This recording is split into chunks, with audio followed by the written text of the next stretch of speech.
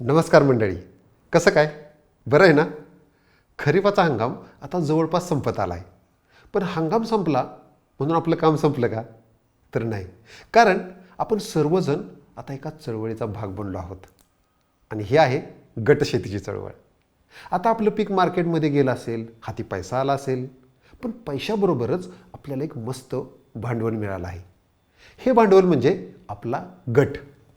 या गटामध्ये एक प्रचंड ताकद आहे मित्रांनो.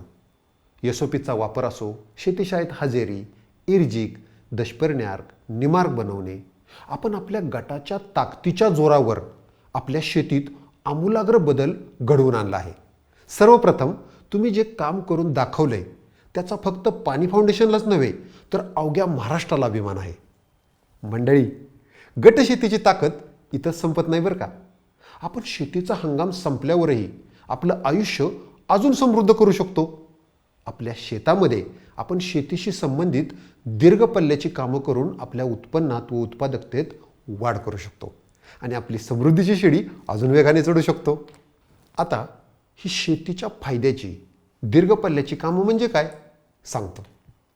म्हणजे बघा, फळाचं उत्पन्न देणारी बांधावरची फळबाग लागवड, मातीची धूप थांबवणारी शेतामधली आपली बांधबंदिस्ती, संरक्षित सिंचन देणारं शेततळं, विहीर, नाडेप, वर्मी कंपोस्ट अशी आणि यासारखी अनेक कामं. शेतकऱ्याला आर्थिक फायदा मिळवून देणाऱ्या या कामांना इंग्रजीमध्ये ॲसेट्स असं म्हणतात. मराठीमध्ये यांना उत्पन्न मिळवून देणारी साधने असं म्हणता येईल. आपल्या सोयीसाठी आपण त्यांना ॲसेट्स असं म्हणूया, चालेल? आता तुम्ही विचाराल, या सगळ्यासाठी पैसा कुठून येणार? आनंदाची बातमी म्हणजे आपल्या शेतामध्ये करता येणारी ही कामं आपण जवळपास अगदी फुकट करू शकतो. आणि इतकंच नव्हे तर ही कामं करण्यासाठी आपल्याला चक्क पैसेही मिळू शकतात. म्हणजे बघा, आपल्या शेतात आपल्या फायद्याची कामे होणार आणि त्यासाठी पैसाही मिळणार. याला म्हणतात सोने पे सुहागा. आता हा पैसा कुठून येईल? अर्थात शासनाकडून. ते कसं? मनरेगा अर्थात महात्मा गांधी राष्ट्रीय ग्रामीण रोजगार हमी योजनेच्या सहाय्यानं. आपल्यातल्या बऱ्याच जणांचा असा समज असतो की मनरेगामध्ये गावकऱ्यांना फक्त शारीरिक श्रमाच्या कामासाठी रोजगार मिळतो. पण तसं नाही. या योजनेअंतर्गत शेतकऱ्यांना आपल्या शेतावर वैयक्तिक लाभाच्या कामासाठी, हो पुन्हा एकदा सांगतो, वैयक्तिक लाभाच्या कामासाठी म्हणजे फळबाग लागवड असो, शेततळं, विहीर, गांडूळ खतासारख्या अनेक कामासाठी पैसे मिळतात. पण काही लोक म्हणतात ही प्रक्रिया थोडी गुंतागुंतीची आहे. एकट्या शेतकऱ्याला ती प्रक्रिया नीट समजून घेणं, तिचा नीट वापर करून घेणं हे अनेक वेळा जमत नाही. पण मित्रांनो, आता आपण एकटे कुठं आहोत? आपल्याकडे गटाची ताकद आहे. जे एकट्याला जड जातं तेच गटाच्या साहाय्यानं एकदम हलकं होऊन जातं. याचा अनुभव आपल्या सगळ्यांनाच आता आलेला आहे.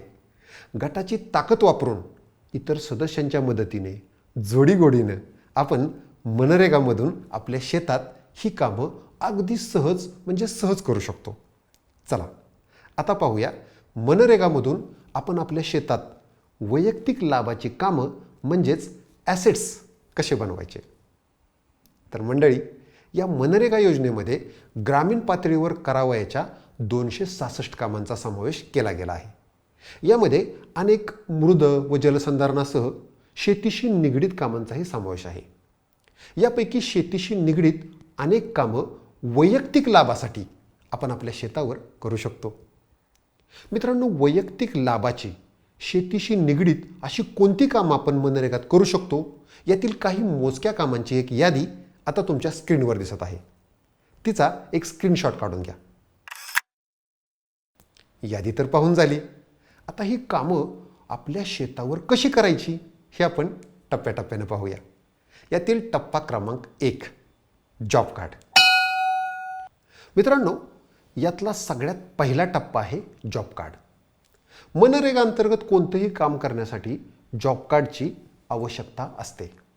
जॉब कार्डाशिवाय रोजगार किंवा वैयक्तिक काम यापैकी काहीही मिळत नाही. मित्रांनो, मनरेगामधून आपल्या शेतावर ॲसेट बनवण्याची हीच पहिली पायरी आहे. तुमच्याकडे जर जॉब कार्ड नसेल तर ते काढण्यासाठी पटकन तुमच्या गावच्या ग्रामसेवकाला किंवा ग्राम रोजगार सेवकाला गाठा आणि वेळ वाया न घालवता जॉब कार्ड काढून घ्या. पाणी फाउंडेशननं मनरेगा एक लाभदायी योजना नावाची एक फिल्म बनवलेली आहे. जॉब कार्ड कसं काढायचं हे त्या फिल्ममध्ये 5.35 मिनिटापासून 9.05 मिनिटापर्यंत सविस्तरपणे सांगितलेलं आहे. आजच ती फिल्म बघा आणि जॉब कार्ड काढा. त्या फिल्मची लिंक आता तुमच्या स्क्रीनवर दिसत आहे. मंडळी, एक महत्त्वाची गोष्ट म्हणजे जॉब कार्डाची वैधता 5 वर्षासाठी असते. म्हणजे एकदा काढलेलं जॉब कार्ड पुढची 5 वर्ष चालतं. समजा तुम्ही तुमचं जॉब कार्ड काढून 5 वर्ष झालं असतील आणि त्याची तारीख उलटून गेली असेल तर त्याचं नूतनीकरण करून घ्या, म्हणजे ते नव्यानं बनवून घ्या. लक्षात घ्या, जॉब कार्ड नाही तर काम नाही आणि वैयक्तिक लाभाचं कामही नाही. चला आता पाहूया पुढचा टप्पा, अर्थात टप्पा क्रमांक 2, वैयक्तिक लाभाच्या कामांना पात्र लाभार्थी. मित्रांनो, जिच्याकडे जॉब कार्ड आहे आणि जिच्या नावावर 2 हेक्टरपेक्षा कमी शेतजमीन आहे अशी कोणतीही व्यक्ती आपल्या क्षेत्रासाठी वैयक्तिक लाभाच्या कामाची मागणी करू शकते. पण काही प्रवर्गांना या अटीतून सूट दिलेली आहे. त्यांच्याकडे 2 हेक्टरपेक्षा जास्त शेतजमीन असूनही त्यांना या कामाची मागणी करण्याची मुभा आहे. अशा प्रवर्गांची यादी तुम्हाला आता स्क्रीनवर दिसत आहे. तुम्ही इथे व्हिडिओ थांबवून या यादीचा एक स्क्रीनशॉट काढू शकता. आता पाहूया टप्पा क्रमांक 3, वैयक्तिक लाभाच्या कामाची म्हणजेच ॲसेटची मागणी. मंडळी, या टप्प्यावर आपण पाहणार आहोत मनरेगामधून वैयक्तिक लाभाच्या कामाची मागणी कशी करायची. मनरेगा अंतर्गत प्रत्येक ग्रामपंचायत आपल्या गावात करण्यात येणाऱ्या कामांचा एक आराखडा तयार करून तो पंचायत समितीकडे पाठवत असते. या आराखड्यात गावामध्ये होणारी मजुरीची कामं आणि वैयक्तिक लाभाच्या कामांची मागणी या सगळ्यांचा समावेश असतो. ज्यांना आपल्या शेतात वैयक्तिक लाभाचं काम करायचं आहे त्यांच्या नावांची आणि त्यांना हव्या असलेल्या कामांची एक यादी बनते. मग ग्रामसभा होते. ग्रामसभेत या मागण्या मंजूर होऊन त्याचा ठराव पास होतो. मग ग्राम रोजगार सेवक या ग्रामसभेत मनरेगा अंतर्गत करावयाच्या कामांचा एक आराखडा बनवतो. या आराखड्यामध्ये काय असतं तर यामध्ये कामांची यादी, त्यासाठी किती पैसे लागतील यासारखी आकडेवारी असते. या आराखड्याला लेबर बजेट असंही म्हणतात. पण महाराष्ट्रामध्ये याला समृद्धी लेबर बजेट असं म्हटलं जातं. आपणही याला समृद्धी लेबर बजेट म्हणूया. ग्रामसभेचा ठराव हा साधारण असा दिसतो आणि त्यानंतर बनवलं जाणारं समृद्धी लेबर बजेट हे असं दिसतं. मग ग्रामसेवक किंवा ग्राम रोजगार सेवक हे समृद्धी लेबर बजेट पंचायत समितीकडे मंजुरीसाठी पाठवून देतात. साधारणपणे 2 ऑक्टोबरला घेतल्या जाणाऱ्या ग्रामसभेमध्ये हे समृद्धी लेबर बजेट बनवलं जातं. पण समजा 2 ऑक्टोबरच्या ग्रामसभेमध्ये तुमच्या कामाची मागणी काही कारणाने तुम्ही करू शकला नाही तर काय करायचं? पुढच्या 2 ऑक्टोबरच्या ग्रामसभेपर्यंत थांबायचं काय? मुळीच नाही. त्यानंतर होणाऱ्या ग्रामसभेतही तुम्हाला हव्या असलेल्या वैयक्तिक लाभाच्या कामाची मागणी करू शकता. चला आपण असं समजू की तुम्ही आणि तुमचे गट सदस्य 2 ऑक्टोबरला झालेल्या ग्रामसभेत वैयक्तिक लाभाच्या कामाची मागणी करू शकला नाही. इथं गटात असल्याचा एक चांगला फायदा तुम्हाला होईल. कसा सांगतो. सर्वप्रथम तुम्ही आपल्या गटामध्ये चर्चा करा. वैयक्तिक लाभाची कोणती कामं म्हणजेच ॲसेट्स कोणाला हवे आहेत हे बघा. ज्यांना ज्यांना काम हवंय ते सर्वजण मिळून सरपंच तसेच ग्रामसेवक यांना ग्रामसभा बोलवण्याची विनंती करा आणि त्या ग्रामसभेत आपल्या कामाची मागणी करा. ही मागणी तुम्ही वर्षभरात कधीही करू शकता. हे सर्व गटानं केलं तर ग्रामसभा बोलवणं, आपल्या कामाची मागणी करणं हे सगळं सोपं होऊन जाईल. कारण या कामात तुम्हाला तुमच्या गटाच्या सदस्यांची साथ मिळेल. कोणाला काही अडचण आली तर त्या व्यक्तीला इतर सदस्य मदत करू शकतील. जशी शेतात केली अगदी तशीच. ग्रामसभेत तुमच्या या मागणीच्या आधारे ठराव मंजूर होईल ज्यामध्ये तुमचं नाव असेल. या ठरावाला अनुसरून मग पूरक समृद्धी लेबर बजेट बनवलं जाईल. ठरावाचा नमुना आता तुम्हाला स्क्रीनवर दिसत आहे. मंडळी, पूरक समृद्धी लेबर बजेटला प्रशासकीय मंजुरी मिळण्यासाठी किमान 45 दिवस लागतील. यासाठी तुम्हाला स्वतःला काहीच करायचं नाही बरं का. पण तुमच्या माहितीसाठी म्हणून सांगतो, ही प्रशासकीय मंजुरी नक्की कशी मिळते. बघा, सर्वप्रथम हा पूरक समृद्धी लेबर बजेटचा ठराव पंचायत समितीकडे मंजुरीसाठी पाठवला जाईल. तिथून जिल्हा परिषदेकडे, मग जिल्हाधिकारी कार्यालयात. जिल्हाधिकाऱ्यांनी मंजुरी दिल्यानंतर त्या मंजुरीच्या आदेशाची प्रत पंचायत समितीला पाठवली जाईल. मग पंचायत समिती संबंधित ग्रामपंचायतीला मंजुरी मिळाल्याचं कळवेल. एकदा का ग्रामपंचायतीकडे ती प्रत आली की ग्राम रोजगार सेवक तुम्हाला कळवेल. ही झाली तुमच्या गावच्या समृद्धी लेबर बजेटला प्रशासनाकडून मिळालेली मंजुरी. आता आपल्याला आपल्या स्वतःच्या वैयक्तिक लाभाच्या कामाची मागणी कशी करायची याची माहिती घ्यायची आहे. चला, आता शेतातलं वैयक्तिक लाभाचं काम आपल्या क्षेत्रावर कसं मिळवायचं हे आपण एका उदाहरणातून बघणार आहोत. यासाठी आपण फळबाग लागवड हे वैयक्तिक लाभाचं काम बघू. मग ही लागवड बांधावर असो, पडीक जमिनीवर असो किंवा सलग क्षेत्रावर असेल, ती फळबाग लागवड याच विभागात मोडते. उदाहरणादाखल आपण बांधावरील फळबाग लागवड बघणार आहोत. आता पाहूया टप्पा क्रमांक 4, समृद्धी लेबर बजेटला मंजुरी मिळाल्यावर पुढे करायची प्रक्रिया. आता नीट लक्ष देऊन ऐका, कारण समृद्धी लेबर बजेटला मंजुरी आलेली आहे. आता तुमची जबाबदारी सुरू झाली, कारण तुम्हाला आता तुमच्या वैयक्तिक लाभाच्या कामासाठी ठराविक अशा विभागाला कळवायचं आहे. मग त्या विभागाकडून तुमच्या कामाचं अंदाजपत्रक तयार केलं जाईल. हे कसं करायचं? त्यासाठी सर्वप्रथम तुम्हाला आपल्या वैयक्तिक लाभाच्या कामाची मागणी ही अर्जाद्वारे करावी लागेल. आपण करणार आहोत बांधावरील फळबाग लागवड. त्यासाठी तुम्हाला ग्रामपंचायतीमध्ये जाऊन बांधावरील फळबाग लागवडीचा प्रत्यक्ष अर्ज भरून जमा करावायचा आहे. मित्रांनो, हा अर्ज साधारण असा दिसतो. हा अर्ज ग्रामपंचायतीमध्ये उपलब्ध असतो आणि काही कारणाने तो उपलब्ध नसला तर तुम्ही अगदी आपल्या साध्या कागदावरही विहित नमुन्याप्रमाणे अर्ज तयार करून दिला तरीही चालेल. आता पाहू हा अर्ज कसा भरायचा ते. आता आपण अर्ज पाहत आहोत. यामध्ये सुरुवातीला आपली ग्रामपंचायत, तालुका, जिल्हा याचं नाव भरा. त्यानंतर मागणी करणाऱ्या शेतकऱ्याचं नाव लिहा. त्या शेतकऱ्याचं गाव, तालुका, जिल्हा ही माहिती भरा. त्यानंतर त्या शेतकऱ्याचा जॉब कार्ड क्रमांक टाका. मग आपली वर्गवारी कोणती आहे यावर बरोबरची खूण करा. मी इतरवर खूण करतो. तुम्ही ज्या वर्गातले आहात त्यावर तुम्ही खूण करावी. त्यानंतर 8 प्रमाणे आपले संपूर्ण क्षेत्र, लागवड करण्याच्या क्षेत्राचा भूमापन क्रमांक आणि त्याचे क्षेत्र भरा. यापूर्वी रोजगार हमी व्यतिरिक्त सरकारी योजनेत फळबाग, फुलपीक, वृक्ष लागवड केली असल्यास त्याचे तपशील भरा. जमिनीच्या प्रकारावर खूण करा. मी पडीकवर करतो. फळबाग, फुलपीक, वृक्ष लागवड यापैकी तुम्हाला कोणते काम हवे आहे त्यावर खूण करा. मी फळबागवर खूण करतो.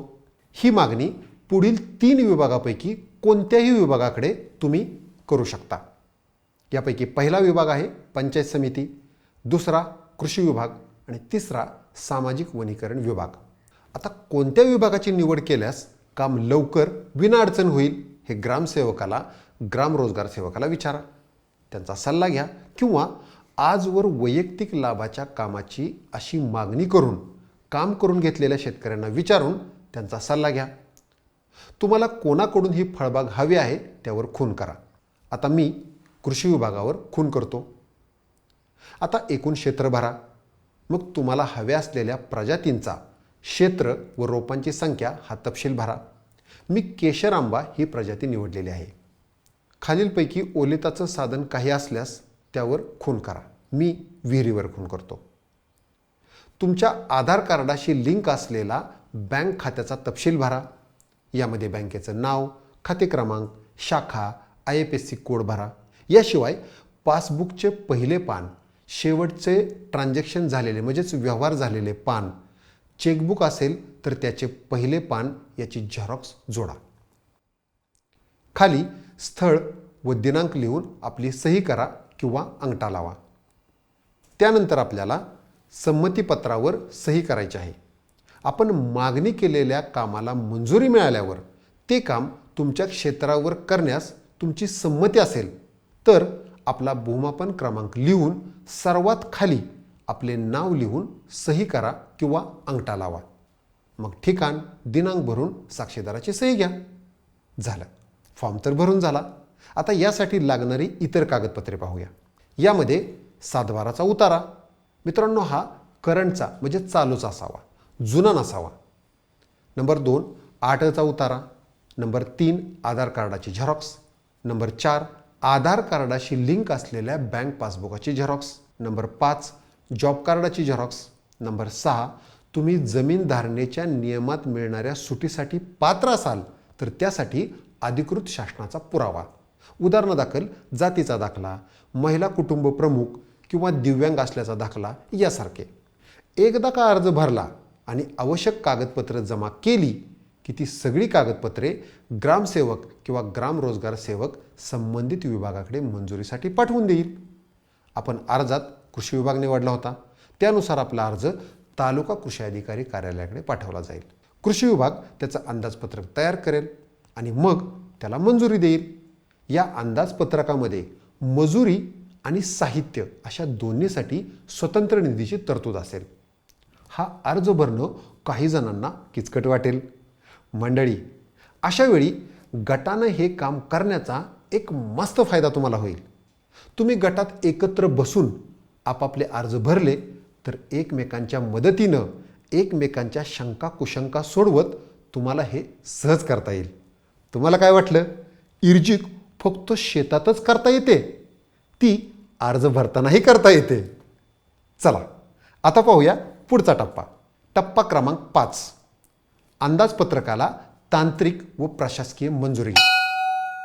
आता आपल्या कामाचं अंदाजपत्रक तयार करून त्याला मंजुरी कोण देईल?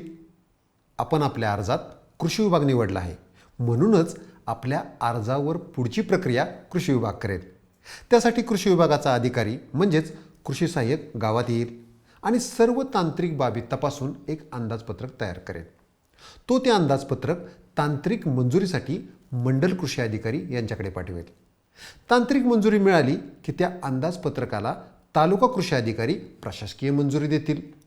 मग या कामाचा एक वर्क कोड तयार होईल. यालाच काम सेल्फवर आलं असं म्हणतात. एकदा का वर्क कोड तयार झाला की तुम्हाला तो narega.nic.in या वेबसाईटवर आपल्या ग्रामपंचायतीच्या विभागातही दिसेल. आता जेव्हा तुमच्या कामाचा वर्क कोड निघेल तेव्हा असं समजायचं की तुम्हाला हवं असलेलं वैयक्तिक लाभाचं काम तुमच्या क्षेत्रावर होणार म्हणजे होणारच. वर्क कोड तयार झाल्यावर साधारणपणे कृषी सहाय्यक लाभार्थ्याला काम सुरू होणार असल्याचं कळवेल. त्यानंतर तो तुमच्या क्षेत्रावर जाऊन शेताचा कामापूर्वीचा फोटो काढणे, जिओ टॅगिंग करणे, खड्ड्याचं लाईन आऊट टाकणे म्हणजेच कामाची आखणी करणे यासारखी कामं करेल. एकदा का त्याचं हे काम झालं की मग काय होतं हे पुढच्या टप्प्यावर पाहूया. टप्पा क्रमांक 6 अर्थात ई-मास्टर. मित्रांनो, जेव्हा मनरेगा अंतर्गत कोणतंही काम होतं तेव्हा अंग मेहनतीचं काम करणाऱ्याला रोजगार दिला जातो. एखाद्या व्यक्तीनं नेमकं किती दिवस हे काम केलं याची नोंद करण्यासाठी एक हजेरी पत्रक असतं. याला ई-मास्टर असं म्हणतात. इथे एक महत्त्वाची गोष्ट लक्षात ठेवा. लाभार्थ्याला स्वतःच्या वैयक्तिक लाभाच्या कामावर मजुरीचं काम करणं बंधनकारक आहे. जेव्हा तुम्ही यासाठी तयार असाल तेव्हा तुम्ही रोजगार सेवकाला सांगून नमुना 4 म्हणजेच मजुरीचं काम मागणी अर्ज भरायचा. या अर्जामध्ये लाभार्थ्यानं स्वतःचं नाव लिहावं. त्याचबरोबर लाभार्थ्याच्या कुटुंबातल्या किंवा गटातल्या कोणाला या कामावर मजुरी करायची असेल तर त्याचीही नावं लाभार्थ्याच्या नावाबरोबर या नमुना 4 वर लिहावीत. तुम्ही ही मागणी केली की कृषी सहाय्यक तुमच्या नावाचं ई-मास्टर तयार करेल. लाभार्थ्यासकट ज्यांची नावं नमुना 4 वर असतील त्यांची नावं ई-मास्टरवर येतील. लक्षात ठेवा, ई-मास्टर म्हणजे या कामावर काम करणाऱ्याचं हजेरी पत्रक. इथे काही महत्त्वाच्या गोष्टी आपण ध्यानात ठेवणं गरजेचं आहे. मनरेगा अंतर्गत जे काम तुमच्या शेतात होणार आहे ते शारीरिक श्रमातूनच होतं. म्हणजे फळबागेसाठी लागणारे खड्डे तुम्हाला मनुष्यबळानंच खणावे लागतील. त्यासाठी तुम्हाला कोणतीही मशीन वापरता येत नाही. उदाहरणार्थ JCB, पोकलेन वगैरे घेऊन खड्डे खणता येणार नाहीत. कामावर मनरेगा अंतर्गत श्रमाचं काम जो कोणी करेल त्याची नोंद हजेरी पत्रकावर होते. आता हे वेगळं सांगायची गरज नाही की हे काम करण्यासाठी जॉब कार्ड असणं अनिवार्य आहे. या कामावर जे कोणी मजुरीचं काम करतील, मजुरीचे पैसे डायरेक्ट त्यांच्या आधार कार्डाशी लिंक असलेल्या बँक अकाउंटमध्ये जमा होतील. मनरेगा अंतर्गत जेव्हा आपण ॲसेट्स म्हणजे उत्पन्न मिळवून देणारी साधनं तयार करण्याचं काम करतो तेव्हा आपल्याला मजुरासोबतच साहित्याचीही आवश्यकता असते. उदाहरणार्थ बांधावरच्या फळबागेसाठी रोपं, खतं वगैरे. साहित्याची बिलं कृषी सहाय्यकाकडे दिल्यानंतर मनरेगाच्या नियमाप्रमाणे त्या बिलाचे पैसे हे डायरेक्ट वैयक्तिक लाभार्थ्याच्या बँक अकाउंटमध्ये जमा होतील. चला आता पाहू प्रत्यक्ष लागवडीचा टप्पा, अर्थात टप्पा क्रमांक 7, प्रत्यक्ष लागवड. या टप्प्यावर प्रत्यक्ष लागवडीमध्ये कोणकोणत्या बाबींचा समावेश असतो ते आपण पाहणार आहोत. सर्वात आधी आपण जे खड्डे खणले आहेत ना, त्या खड्ड्यामध्ये लावण्यासाठी रोपे कुठून आणायची ते बघूया. फलोत्पादन विभागाच्या रोपवाटिका, कृषी विद्यापीठांच्या रोपवाटिका, खाजगी शासन मान्यताप्राप्त पंजीकृत रोपवाटिका, परवानाधारक खाजगी रोपवाटिका. तुम्ही यापैकी कोणत्याही रोपवाटिकेतून रोपं आणू शकता. आणि समजा तिथे ती रोपं उपलब्ध नसली तर काय करायचं? तुमच्या कृषी सहाय्यकांच्या शिफारशीनुसार तुम्ही इतर खाजगी रोपवाटिकेतून ही रोपं आणू शकता. फक्त त्याबरोबर रोपांची पक्की पावती घ्यायला विसरायचं नाही. मंडळी, इथंही गटात असल्याचा तुम्हाला एक फायदा होईल. कारण आपल्याला तर गटानं एकत्र जाऊन साहित्य खरेदी करण्याची सवय झालेलीच आहे. त्यामुळे तुम्ही गटानं एकत्र जाऊन आपापल्या शेतात लावायची रोपं घेऊन येऊ शकता. मस्त सहलही होईल आणि एकत्र कामही होईल. रोपाबरोबरच आपल्याला काही साहित्यही लागेल, म्हणजे खतं, औषधं वगैरे. आता ही रोपं हे साहित्य आणण्यासाठी तुम्हाला आधी स्वतःच्या खिशातून पैसे भरावे लागतात आणि मग त्या साहित्याची पक्की बिलं कृषी सहाय्यकाकडे दिली की नियमाप्रमाणे त्याचे पैसे लाभार्थ्याच्या बँकेच्या खात्यात थेट जमा होतात. जर तुम्ही गटानं खरेदी करत असाल तर एक गोष्ट लक्षात ठेवा, तुम्ही एकत्र खरेदी करा कारण डिस्काउंट मिळेल. पण पावती घेताना मात्र प्रत्येकाने आपल्याच नावाची वैयक्तिक पावती घेतली पाहिजे. कारण सर्वांना कृषी सहाय्यकाकडे आपल्या नावाची स्वतंत्र पावती जमा करावी लागते. त्यामुळे नीट लक्षात ठेवा, गटाच्या नावानं पावती घ्यायची नाही. आपापल्या नावानं आपली आपली पक्की पावती घ्यावी. समजा गांडूळ खत, शेणखत तुम्ही शेतकऱ्याकडूनच घेत असाल तर त्यासाठी कच्ची पावतीसुद्धा चालू शकते. तरीही तुमच्या कृषी सहाय्यकाचा सल्ला घ्या. एक लक्षात ठेवा, या साहित्यासाठी अंदाजपत्रकाप्रमाणे रक्कम आपल्याला मिळते. त्यापेक्षा जास्त खर्चाचं साहित्य तुम्ही आणलं तर अतिरिक्त खर्चाचे पैसे तुम्हाला स्वतःच्या खिशातून द्यावे लागतील. आता आला पॉइंटाचा मुद्दा, पैशाचा. मनरेगा अंतर्गत बांधावरील फळबाग लागवड करण्यासाठी तुम्हाला किती पैसे मिळतात? मित्रांनो, काम कोणतंही असो, मनरेगा अंतर्गत त्यासाठी ठराविकच निधी असतो. बांधावरील फळबाग लागवडीचं उदाहरण घ्यायचं झालं तर प्रचलित पद्धतीनुसार बांधावरील फळबागेत एकरी 8 म्हणजेच हेक्टरी 20 झाडं लावण्यासाठी आणि त्यांचं 3 वर्षासाठी संगोपन करण्यासाठी अनुदान मिळतं. ते अनुदान नेमकं किती मिळेल हे फळपिकावर अवलंबून असतं. उदाहरणार्थ तुम्ही बांधावर आंब्याची फळबाग करणार असाल तर 3 वर्षासाठी साधारण 32,000 रुपयांचा एकूण निधी मंजूर होतो. 3 वर्षामध्ये त्याच निधीमधून साहित्याचे पैसे तसेच मजुरांचा रोजगार वेळोवेळी दिला जातो. पण समजा तुम्ही बांधावर नारळाची झाडं लावणार असाल तर मात्र त्यासाठी साधारण 21,000 रुपयांचा निधी मंजूर होईल. याची सविस्तर माहिती देणारा तक्ता आता तुमच्या स्क्रीनवर दिसत आहेत. त्याचा एक स्क्रीनशॉट काढून घ्या. मंडळी, आपल्या कामासाठी यापेक्षा जास्त निधी दिला जातो का याची माहिती तुम्ही तुमच्या कृषी सहाय्यकाकडून घ्या. कारण शासनाचे निर्णय वेळोवेळी बदलत असतात. असं होऊ नये की अनुदान वाढलंय आणि आपल्याला ठाऊकच नाही. आता पाहू सर्वात महत्त्वाचा टप्पा, ज्यासाठी केला अट्टाहास त्या पैशाचा. टप्पा क्रमांक 8, कामाचे आणि साहित्याचे पैसे मिळण्याची प्रक्रिया. एक नीट लक्षात घ्या, साहित्याचा असो वा मजुरीचा, तुम्हाला मिळणारा मोबदला हा डायरेक्ट तुमच्या आधार कार्डाशी लिंक असलेल्या बँक खात्यावर जमा होतो. पैसे हातात मिळत नाहीत. जेव्हा आपण मागणी केलेल्या कामाचं अंदाजपत्रक मंजूर होतं तेव्हा त्या अंदाजपत्रकामध्ये साहित्य आणि मजुरी या दोन्हीसाठी स्वतंत्र तरतूद असते. आता सरकारी भाषेत मजुरीच्या कामाला अकुशल असं नाव दिलेलं आहे, तर साहित्याचा समावेश हा कुशलमध्ये केला आहे.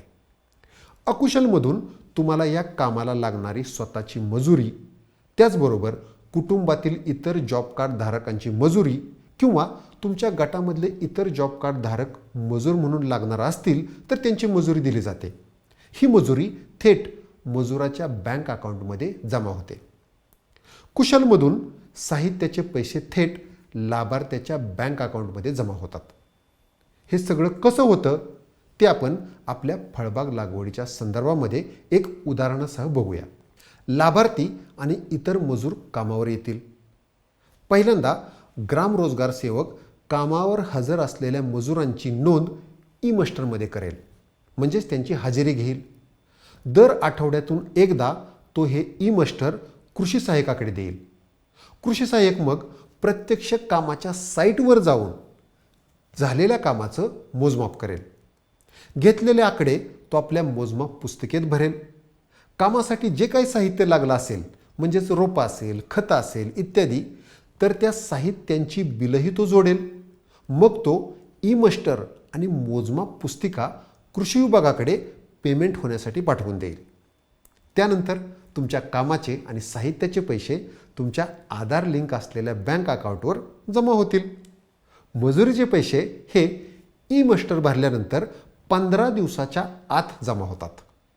साहित्याचे पैसे जमा होण्याची तशी अट नाही, परंतु पावत्या दिल्यानंतर ते पैसे नियमाप्रमाणे लाभार्थ्याच्या बँक अकाउंटमध्ये जमा होतात.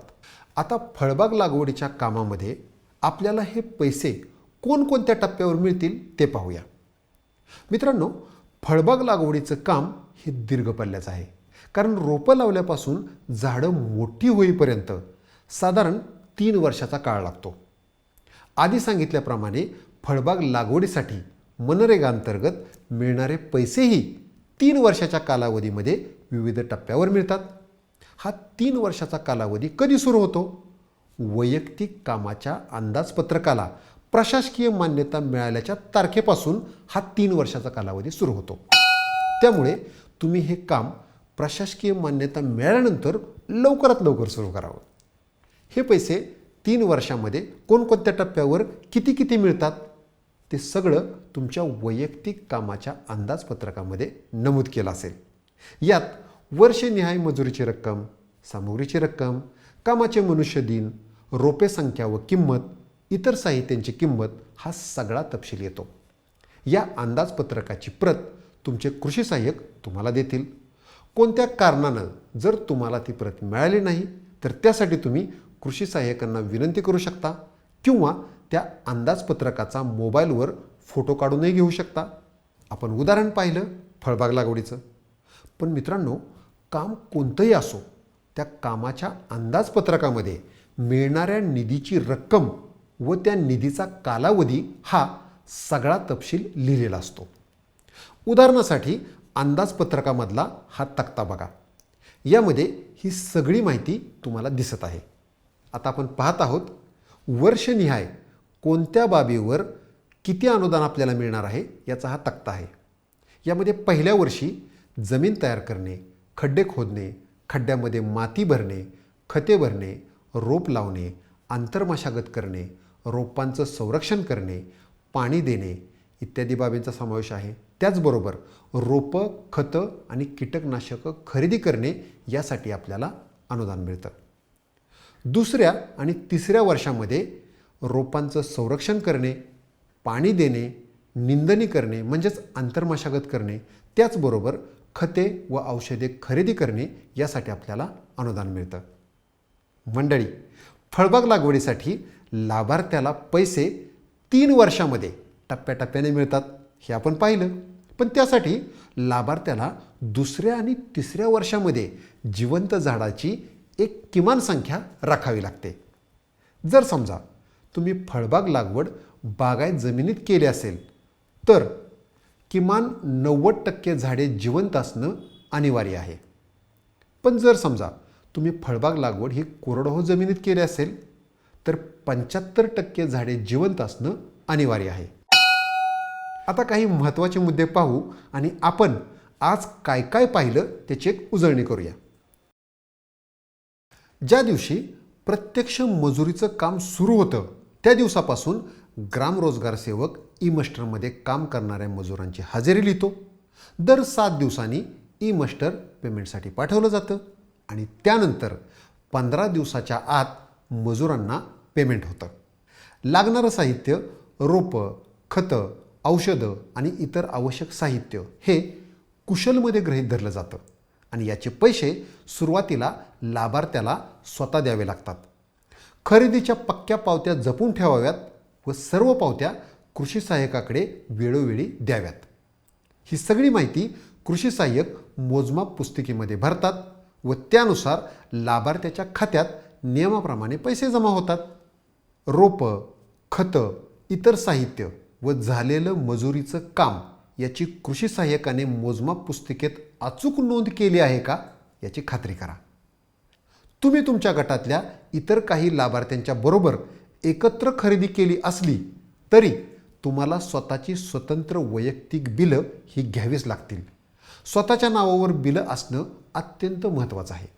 फळबागेचं काम हे 3 वर्षाच्या कालावधीसाठी आहे. सुरुवातीचं काम झाल्यानंतर पुढच्या काळासाठी झाडाच्या संगोपनासाठी पाणी देणं, आंतरमशागत किंवा खत वगैरे वगैरे अशी कामं ज्या ज्या वेळेला असतील त्या त्या वेळी ग्राम रोजगार सेवकाला सांगा, म्हणजे तो त्या कामाचं ई-मस्टर बनवेल. मनरेगा अंतर्गत कोणत्याही कामाचे पैसे मिळण्यासाठी तुमचं बचत खातं आधार कार्डाला लिंक असणं आवश्यक आहे. समजा तुमचं आधारला जोडलेलं बचत खातं बँकेत नसून पोस्टात असेल तर तुमच्या अर्जामध्ये बँक खात्याच्या ऐवजी पोस्टातील बचत खात्याचे तपशील तुम्ही भरू शकता. समजा फळबाग लागवड करण्यासाठी तुम्हाला कृषी विभागानं ठरवून दिलेल्या झाडापेक्षा जास्त झाडं आपल्या शेतात लावायची आहेत.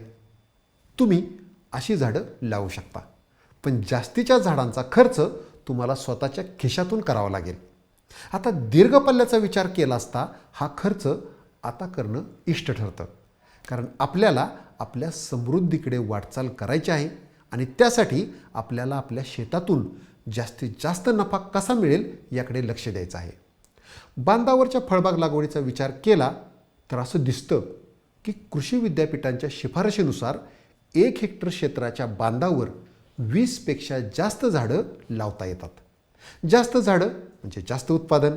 त्यामुळे जर तुम्ही हा अतिरिक्त खर्च करू शकत असाल तर ही जास्तीची झाडं लावलेली उत्तम, कारण ही फळझाडं तुम्हाला भविष्यात जास्त पैसे मिळवून देऊ शकतात. त्यासाठी बांधावर कोणती झाडं लावायची, त्याच्यातलं अंतर किती ठेवायचं हे सगळं तुम्ही कृषी सहाय्यकाबरोबर बोलून ठरवा. सातबारा उतार्यावर ई-पीक पाहणीद्वारे किंवा तलाठी यांच्याकडे अर्ज करून फळबागेत लागवड केलेल्या झाडाची नोंद करून घ्यावी.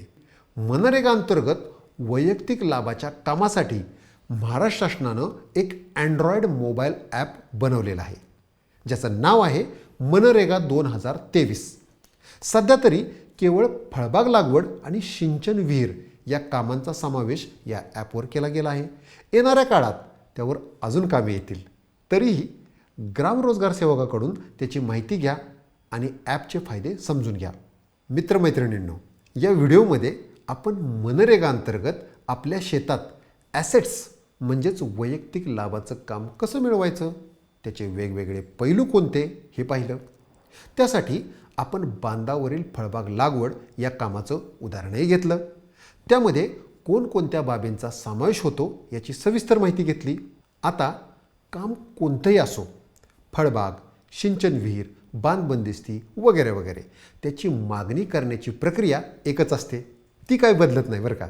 मात्र काम बदललं की ते काम पाहणारे प्रशासनाचे विभाग बदलतात आणि त्यानुसार त्या कामाच्या अंमलबजावणीमध्ये बदल होऊ शकतात.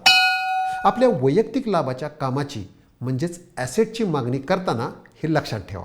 तर मंडळी, आपल्या गटाच्या एकजुटीतून मनरेगांतर्गत हे दीर्घकाळ फायदा देणारे ॲसेट आपल्या शेतामध्ये तयार करून समृद्धीची शिडी वेगाने चढू शकतो. शेतात तर आपण इर्जिक केलीच आहे, मनरेगासाठीही प्रयत्नांची इर्जिक करायला काय हरकत आहे.